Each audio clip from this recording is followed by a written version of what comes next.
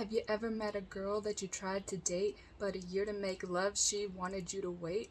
Let me tell you a story of my situation. I was talking to this girl from the US nation. The way that I met her was on tour at a concert. She had long hair and a short miniskirt. I just got off stage dripping pouring with sweat. I was walking through the crowd when guess who I met? I whispered in her ear, come to the picture booth so I can ask you some questions and see if you're 100 proof. I asked her name. She said blah blah blah. She had 9-10 pants and a very big bra. I took a couple of flicks and she was enthused. I said, how do you like the show? She said I was very amused. I started throwing back. She started throwing back mid-range, but when I sprung the question, she acted kind of strange. Then when I asked, do you have him, and she tried and pretend, she said, no I don't. I only have a friend. So, I'm doing a little bit of a different video today. I'm going to try to make this as brief as I can.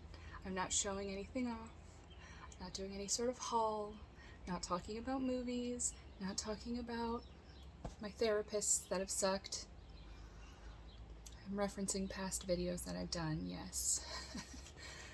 But today, I decided to do that song because, one, I love that song very much. Biz Markie is amazing, and I love that he was on Yo Gabba Gabba. But also, Friends. I wanted to talk about Friends briefly because I don't know how many times I hear how difficult it is for adults to make friends, and I agree and have agreed since I was an adult.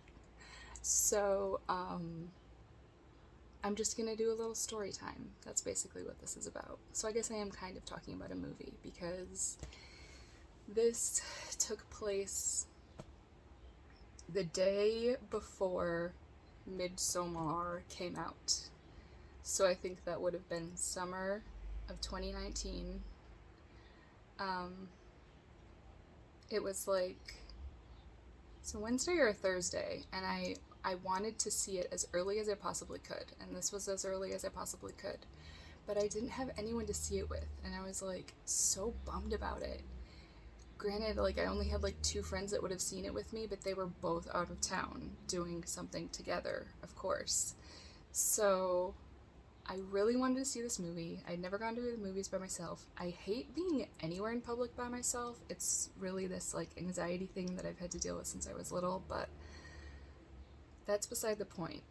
So I loved Hereditary so much, and I was like, I have to see this right away.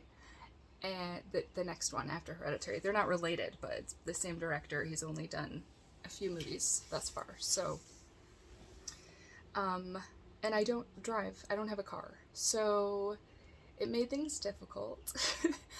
But I got a ticket from the easiest theater that it was to get to by bus. It was still like an hour plus bus ride, and kind of complicated and scary because I had never taken that bus route before or gone like, I'd been in that area before, like the area of the theater, but I've never been there before.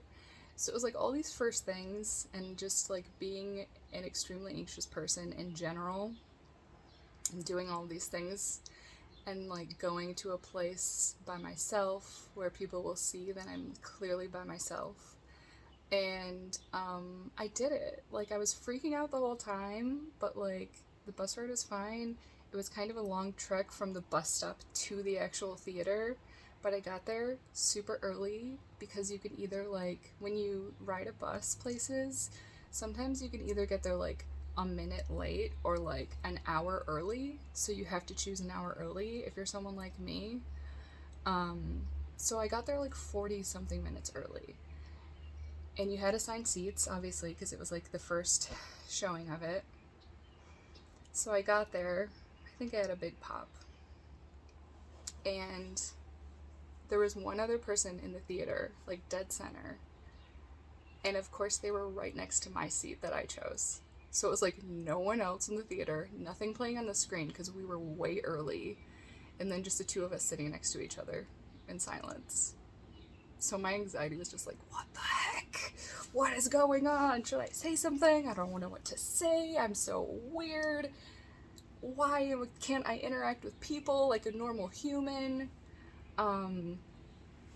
So after like maybe 15 or 20 minutes of me being silent and no one else coming in, probably 15 minutes, 10, 15, I was like, okay, just do it. Like, you're both here. You're obviously like fans of something. Movies, horror, this director, who knows? So I asked him. I just turn over and I say, how many times did you see sorry. How many times did you see Hereditary? And he said 1. And I was like, what? And then we started talking. And it just like flowed very easily. And then people started filtering in, and the credits started and the movie happened, and it was just kind of like 2.5, I don't know how long that movie is, but it's very long, of just like kind of that reaction, just in awe and like the beauty and the horror all at once. And then just kind of sitting afterwards and just being like, should I talk to him? Like, I feel like we kind of established this like bond beforehand. So we just kind of turned and were like, what did you think? And talked about it. And people around us, I think, assumed that we were friends and came there together. And he's like, so what are you doing now? And I had to figure out how to get home because I don't think the buses ran that late, as long as that movie ran, and it was during the summer, so buses are kind of weird in the summer.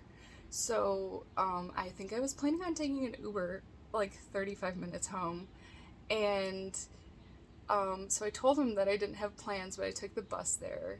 And so this is where the story gets like, probably don't be like me, because I could have died, but I didn't. So yay, but moral of the story, don't do what I'm about to do.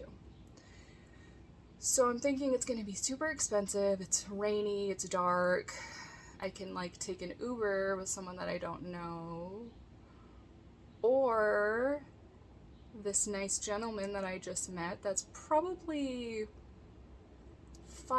between 5 and 10 years older than me, I would say, near my age. Seems nice enough, big movie fan. I keep thinking that I have lipstick on my teeth, but I think it's just my eyes. He offered like we could go somewhere and talk, grab a coffee or whatever, and then he would take me home. And so being the very smart person that I am, I was like, well, what's your last name? And I texted it to my boyfriend. And like, it was not smart at all, but it worked out. It was like the greatest night. We went to this bar that was right down the street from my house that I had never gone to at that point, and then it ended up being one of my favorite places. And we just like gushed about horror movies for like 3 hours, I think. And it was just like amazing. Like, best case scenario you could have ever imagined. And like hung out multiple times after that, and I kind of messed things up, but we're talking still. But just like, I don't know, I was terrified, but I did it. And again, not the greatest choices, but if you have your own car, then you maybe don't have to worry about that. That puts a hindrance on a lot of things when you're trying to meet people and you don't have a car / don't drive, and like are embarrassed by it and don't want to tell people because they're like, what? Okay. That's it. Just like, I don't know, put yourself out there and be kind and rewind and take care. Okay, bye.